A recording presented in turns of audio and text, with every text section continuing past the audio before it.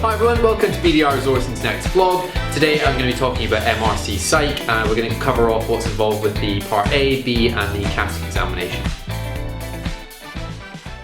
Okay, so the MRCPsych examination is the postgraduate exam that you would take if you are a psychiatrist. So really important that it is recognised by the GMC on their list of approved postgraduate qualifications. So if you are able to pass that alongside an English language test, so IELTS or OET, then you can use it to apply for a GMC licence to practice medicine in the UK.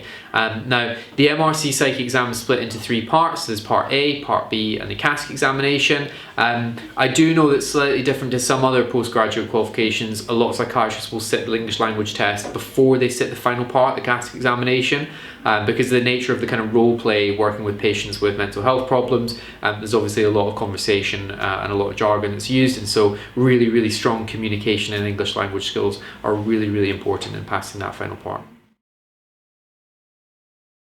Okay, so the first examination is the MRCPsych A exam, and as with most of the Royal College examinations, it starts with multiple choice. Now this exam is going to test all of the scientific and theological basis of all psychiatry. There's going to be a 3-hour paper. It's got 150 questions, and the first 2/3 are multiple choice, as I mentioned, and then the final third is an extended matching question.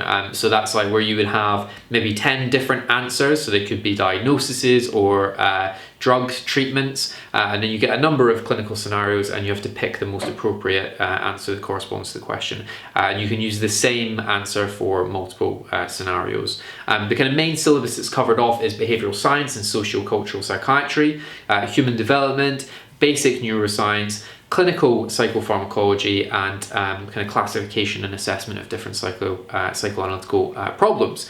If you are a member of the Royal College, this exam will cost you £486. If you are not, it's going to cost you £539. So not a cheap exam to take, but as I said, we would always suggest that you go down this route rather than going down the PLAB route if you're a more senior doctor. Okay, second exam is MRCPsych Part B, really similar to the first exam. It's going to be another 3-hour test covering off a kind of critical review and clinical topics. The split of that is 1/3 to 2/3. There's going to be 150 multiple choice questions again, and it will be similar to the first one, multiple choice followed by extended matching questions. The cost of the exam, if you are a member of the Royal College, is going to be £437. 437, and if you're not, it's going to be 485. The main topics covered off: organisation and delivery, general adult psychiatry, old age psychiatry, psychotherapy, child and adolescent psychiatry, substance misuse, forensic psychiatry, learning disabilities, and critical review. Okay, so the CASC exam is the final part of the MRCPsych examination suite and is by far the hardest part of this. For all the psychiatrists that we've spoken to, this is the one with the lowest pass mark, so it may take you multiple attempts. I have been speaking to some people who run some revision groups, and obviously they're just saying persistence is the key to this, so you will eventually pass this exam if you keep trying. The examination itself is kind of 2 circuits of practical assessment.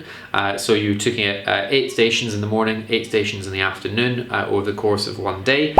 6 stations, so again in a kind of OSCE scenario, are about the management of a particular disorder. 1 station on an examination of a patient, and 1 station on history taking. You get 4 minutes to kind of read the blurb about the scenario, and then 7 minutes to actually conduct the task. You'll then break for lunch, and in the afternoon you return and do another 8 stations, so 4 stations on exam and then 4 stations on history taking. The difference being in the afternoon you have 90 seconds to read and kind of get acquainted with what you're dealing with, and then 7 minutes to do the task again.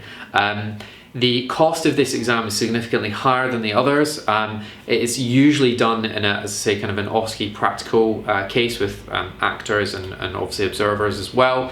But I know that more recently, because of COVID-19, some of this has been moved online.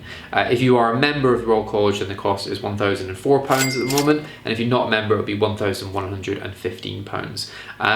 In terms of the approach to this exam and the support, there are a number of WhatsApp and online groups that are really helpful, SPM notes, which also can be used to kind of revise for this. But I would say that this is the one that people will struggle with the most. But bear in mind that having this MRCPsych qualification will be so valuable to your search for a job in the UK.